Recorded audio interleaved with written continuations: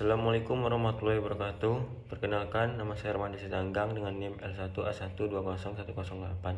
Di sini saya akan mempresentasikan hasil laporan saya, yaitu tentang reintroduksi kruing gunung Dipterocarpus retusus di Taman Nasional Gunung Rinjani, Provinsi Nusa Tenggara Barat.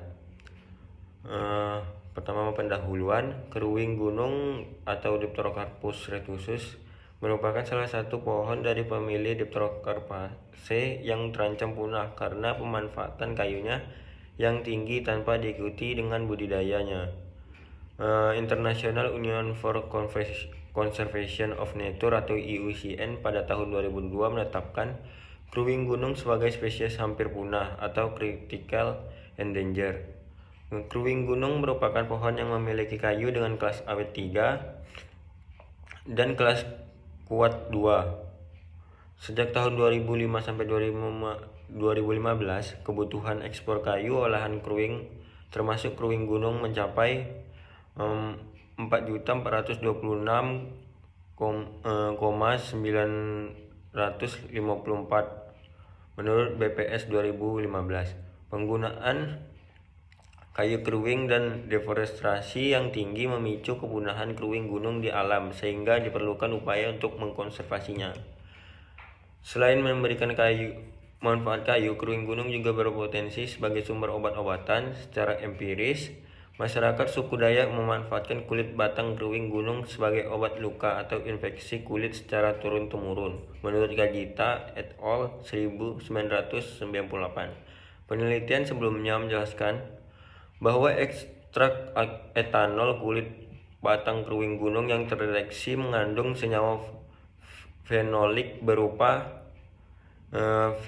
viniferin mampu menghambat pertumbuhan sel kanker. Menurut Mudhadi et al. 2006, pembuktian potensi kruing gunung sebagai obat anti luka atau infeksi kulit hingga kini belum dibuktikan secara ilmiah. Oleh karena itu, uji aktivitas ekstrak kulit batang dan daun kruing gunung sangat perlu dilakukan. Kepunahan populasi perlu dihindari agar potensinya kelak tetap dapat dimanfaatkan secara bijaksana untuk kepentingan dan kesejahteraan manusia.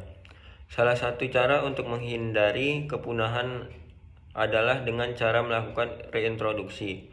Kegiatan reintroduksi kruing gunung bertujuan untuk memulihkan keberadaan kruing gunung di habitat alaminya, meningkatkan kesintasannya di alam, memperbaiki dan memelihara keanekaragaman hayati dan proses-proses alami, membangun spesies kunci, memberi manfaat ekonomi jangka panjang, serta dapat meningkatkan kesadaran konservasi.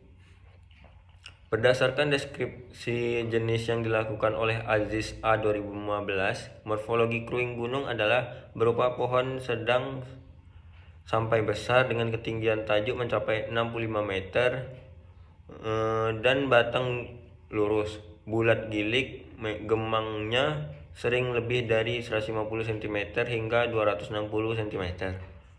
Batang dan ranting mengeluarkan resin apabila dilukai, terkadang amat berlimpah. Ranting-ranting berambut kasar atau halus, dengan bekas melekatnya daun penumpu yang tampak jelas. Daun-daun berseling tunggal seperti jangat sangat bervariasi dalam ukuran, dan urat daun sekunder menyirip lurus jelas terlihat di sisi bawah daun. Helaian daun bergelombang dan melipat di antara urat dan sekunder. Daun penumpu besar, lebar, sedikit menebal, lekas gugur, perbungaan tunggal atau dalam tandan pendek yang bercabang. Bunga besar, antinomorf, berkelamin 2, daun kelopak 5 helai tidak gugur, menyatu menjadi tabung yang membungkus bakal buah 2, taju di antara panjang dan semuanya pendek. Buah geluk berukuran besar, terbungkus kelopak sering, dan penyebaran tabung kelopak serupa sayap sempit dan gigir, membujur di sisi luar. 5 buah taju atau cuping kelopak di ujung buah membentuk 2 sayap yang besar dan 3 taju kecil serupa telinga atau 5 taju kecil-kecil. Kruing gunung ini tumbuh di hutan tropis dengan curah hutan tipe A dan B pada tanah dataran kering dan drainase baik. Sering tumbuh pada punggung bukit, tanah berpasir, tanah berbatu, tanah liat, lotosol, atau potsolik merah kuning dengan ketinggian tempat bisa lebih dari 900 mdpl.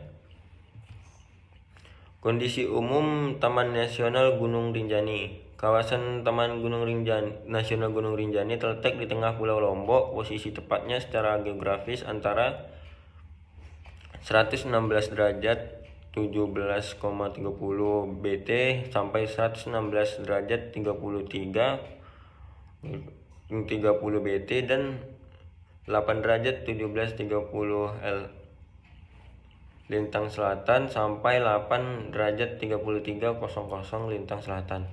Kawasan Taman Nasional Gunung Rinjani seluas 41.330 hektar. Secara administratif meliputi 3 kabupaten, yaitu Kabupaten Lombok Utara, 2 kecamatan, 16 desa. Lombok Tengah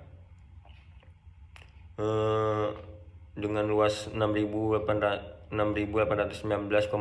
hektar, 2 kecamatan, 5 desa. Dan Lombok Timur dengan luas 22.152 hektar dengan 10 kecamatan, 17 desa.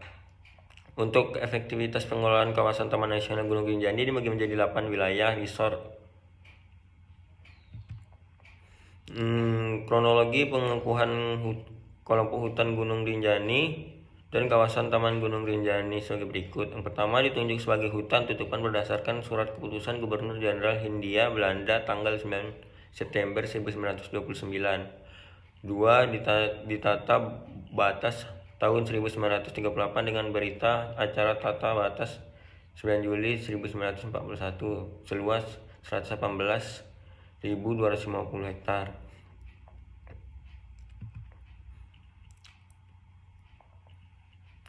Deklarasi Taman Nasional Gunung Rinjani berdasarkan pernyataan Menteri Kehutanan nomor 448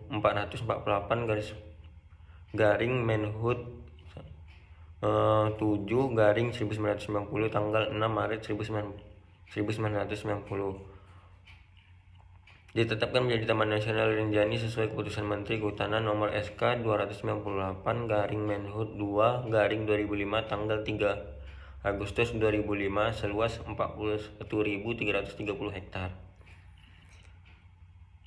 Rekonstruksi batas kawasan hutan oleh BPKH Wilayah 8 Denpasar tahun 2012 berdasarkan keputusan Menteri Kehutanan nomor SK 3065 Menhub 7 KUH 2014 tanggal 23 April 2014.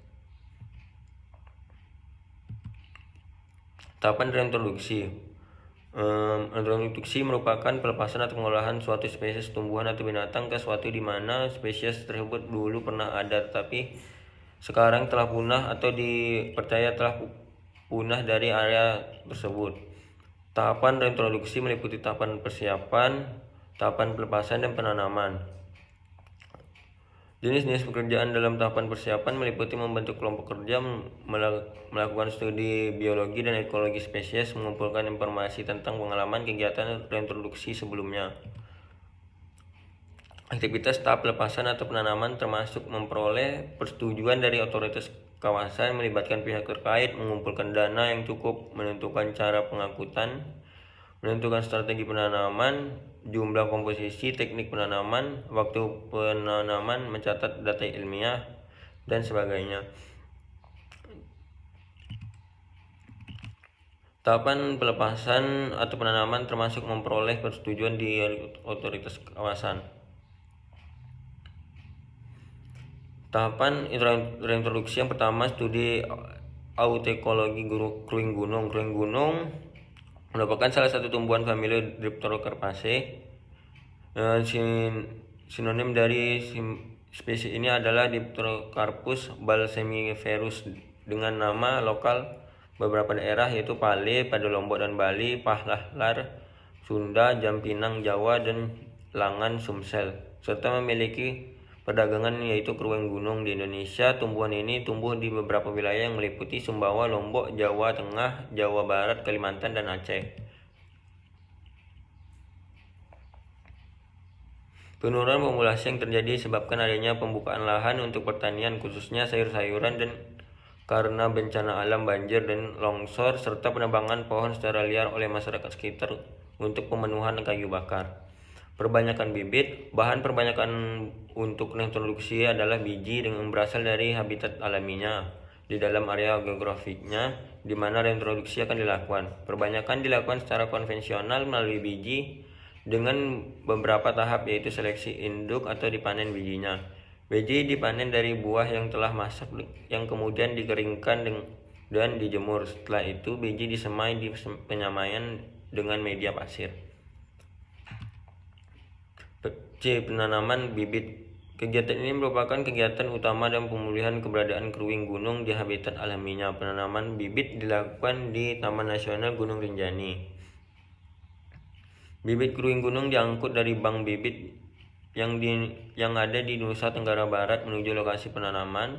Pengangkutan bibit dilakukan dari pagi hingga siang hari secara bertahap. Penanaman ini dilakukan oleh kader konservasi dan masyarakat lokal.